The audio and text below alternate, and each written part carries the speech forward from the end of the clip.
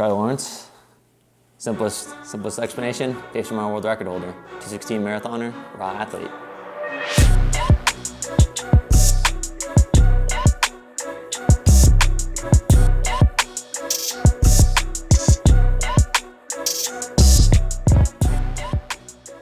I'm kind of a marathoner by trade. Like that's probably that's what got me my pro contract, was my marathon debut. So, and for me, I think the marathon, like being able to run 5:10 pace, 5:12 pace for a marathon makes running 5:40, 5:50 pace for an ultra feel really easy. So if I'm marathon fit, I know I'm pretty ultra fit just because of how well I can handle like long runs and long workouts. So with that being said, I ran a marathon as a workout prior to my 50-mile world record. So I ran 2:16:10, tied my PR, go run 4:48:21, set the 50-mile world record, and then under 3 months later, Olympic marathon trials. So, and if you consider yourself a good marathoner in the US, like you better be on that starting line. Doesn't matter. Like I always joke where it's like, I've had like a sacral stress fracture. I've had just kind of chronic hip issues, back tightness, lower back. And about 12 days before the trials, I felt just a little kind of twinge on the side of my hip. And I was just like, it's probably nothing. You're training hard. You had a workout yesterday. Like, didn't really think anything of it, you know? And of course, we're under 2 weeks out from the biggest marathon every 4 years in the United States. So it's, you know, just kind of keep pushing through it every day. Got a little worse. But long story short, it's the trials. You gotta show up. Like I was already down there, raced. Felt okay the first 3 miles and just got excruciatingly worse, like every step. And there's a hairpin turn at, forgot the mileage, but it was like, say miles like, I don't know, 3 and miles like 10 or so. It's just a hairpin turn. And it was my outside, you know, you're going left, doing a 180, and like the second loop I planted to like go around it, and it just like seized up and like almost like jumped and like, felt miserable, but was able to convince myself to just like stay on it. Tore my labrum, tore my glute med and glute minimus all on the right side. So it was a torn labrum that ultimately, through compensating, had torn my glute med and glute minimus. So it was all just right on the side of the hip and around the back and right through, you know, my labrum, which is, you know, holds essentially the head of your femur into your pelvis. So, and it was graded as like, no, I guess not a grade, but it was a severe labral tear or severe labral tearing. So, all right, what do we got? 8 to 10 by 400 hill. So this would be 5 flat pace, 75 seconds, jog down recovery. Do one more jog down. Well, finish the 10, 8 to 10, and then 8 to 10 400s, 200 jog. So let's have a day. Be fun. Let's do it. I love these, man. Even as like an ultra guy, it's just like you needed to make that pace feel easier, and just power sessions, love them. So these bite though. Hills at altitude, fuck. So cool. All right, there they go.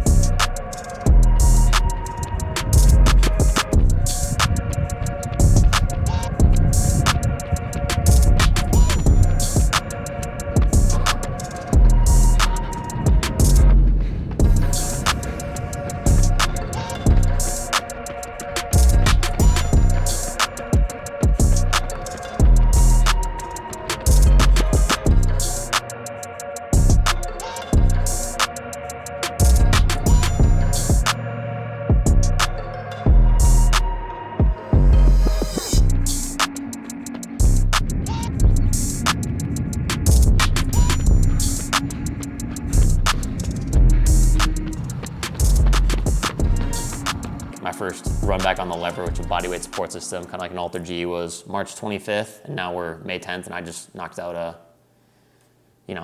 2,400 reps, at all under essentially sub 5 pace. Was running 420 pace at the end. Like there were, 2 months removed from PRP, so been patient, but still got a long road ahead for sure. And well, long road, but also like a lot of time, which is great. So towards the big circle at the end of the year.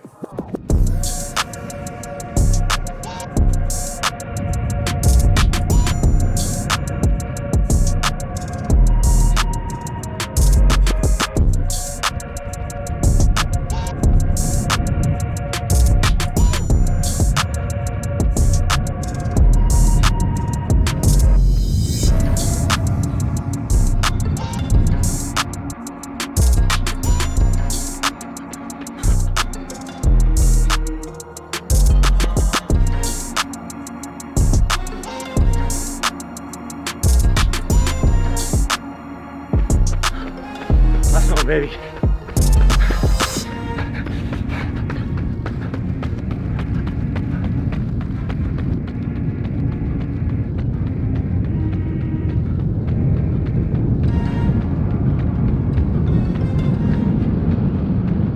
Big circle, the biggest circle. December 7th, 100K Worlds in Bengaluru, India, if I pronounce that right. So, yeah, and a little bit of a kicker there where it's like unfortunately the US Championships for that were April 20th. Obviously I was running 10 miles a week, like every other day, or not 10 miles a week. I was running every other day at that point and like still coming off this injury.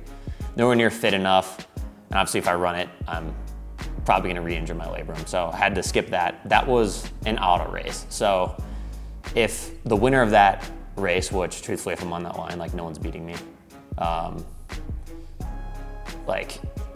win that race, that's an auto spot. I'm automatically on the world team. I don't have to worry about anything. The kicker now is like, I have to be selected for it. But the good news is like, I have a world record, not at 100K, but at 50 miles, and they take that into consideration for selection. So they take 6 people. They'll take probably, first, second, third from that race. There's also a couple other like 100K races, and then they also take into consideration like other 50-mile, 100-mile times, and like the performance that's deemed the most superior gets selection. So it's a world record. Hopefully that that gets you on the team. So not guaranteed. I'll know September 4th. The team's announced, I believe. So until then, it's just like get fit, keep pushing. Regardless, like if that race doesn't happen, the backup is go break the 100K world record. And no humans, the current world record is 6 hours, 5 minutes and change. No humans ever run under 6 hours. So the goal would be try to go break 6 hours in 100K if I'm not on the 100K world team, which easier said than done. Like I think I can go easily run the world record, but it'd be sick to be the first person ever under 6 hours. But it also, again, world records, those are on alone. Like someone can go break that tomorrow, like world title, like those sit forever, you're a world champion. So that's the big circle. And prior to that, we'll probably get a marathon again as a workout, probably do a little shorter stuff throughout the fall, throughout the build, just kind of sharpen those tools, make marathon pace, ultra marathon pace feel easier. But honestly, like circling back, it's the big one that I want is a world title, and it's 100K Worlds this year, so.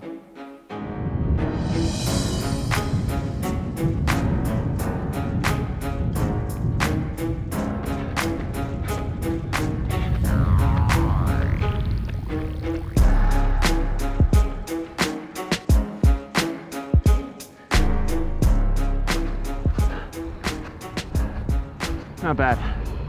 It was like probably average 76 uphill.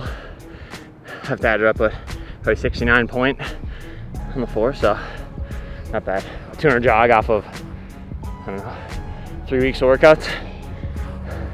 And I just gotta get the legs moving still, so that's why we're doing this. Power there, speed here. Double later, the mileage.